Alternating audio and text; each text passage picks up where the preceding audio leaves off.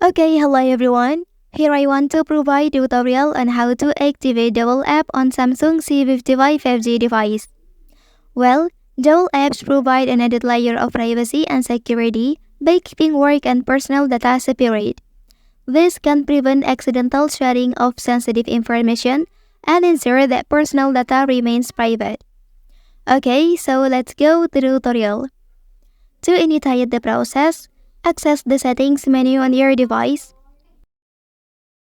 Next, scroll down and select the Advanced Features option. Okay, within the Advanced Features menu, continue scrolling until you find the Dual Messenger feature. Upon selecting Dual Messenger, you will see a list of applications that support the clone feature on your device. And from this list, choose the app you wish to clone, and proceed by clicking on Install to enable the cloning functionality for the selected application. Okay, by utilizing the Dual Messenger features, you can create a separate instance of the chosen app, allowing you to use multiple accounts or profiles on the same device.